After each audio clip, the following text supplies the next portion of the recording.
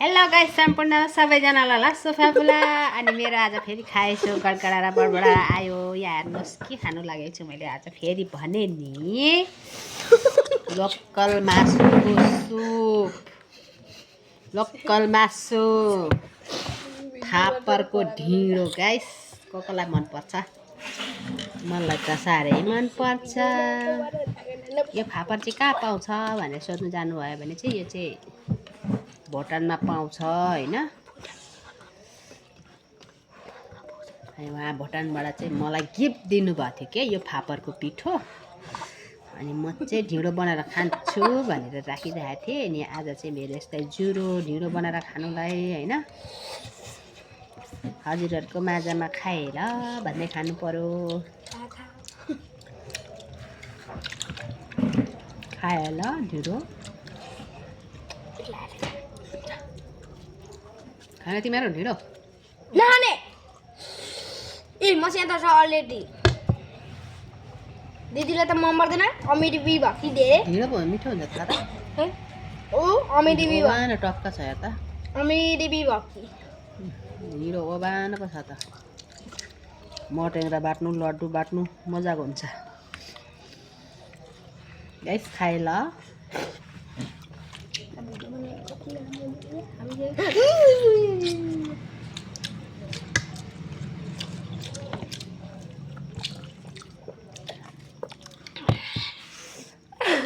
दामी हुँदो रहेछ फापरको पनि ढिँडो गाइस।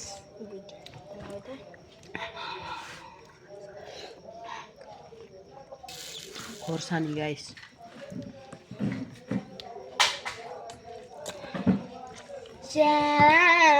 Alasta Numa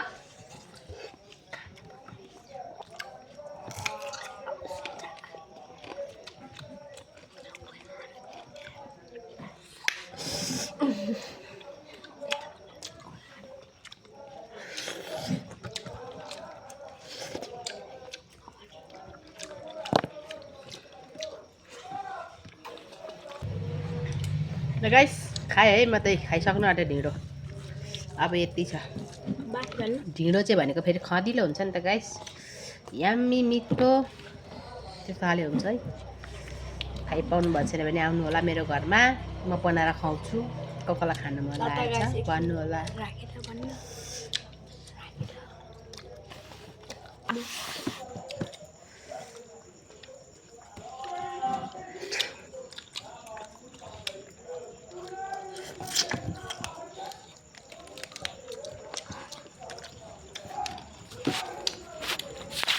छोरा र छोरी चाहिँ ढिँडो नखाने रे मासु भात खाने रे।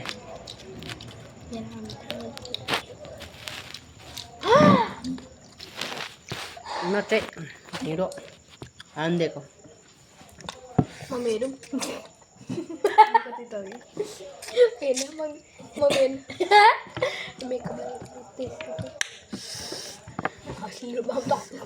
यसरी मिठो पर्छ झोलमा। डल्ले खोर्सानी चाहिँ हुनु पर्थ्यो अझै गाइस। यम्मी हुन्थ्यो अझै। औ ला हौ म धेरै लामो हुन्छ। Bye hello guys here I am गडगडा बडबडा ढिँडो मासु लोकलको मासु लिएर आयौँ नि। फेरि झोल मासु थपेको गाइस कम्ती भयो नि त। पुगेन हेर भन्न गाइस रे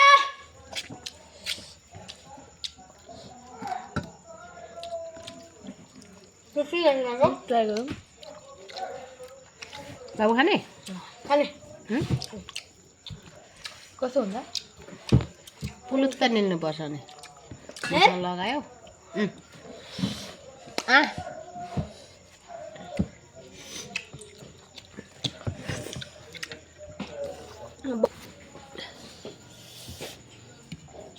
त्यति भयो गाइस। आम्मामा यत्रो सकायो अनि धेमालियो। यो सुप चाहिँ पिउनु पर्यो।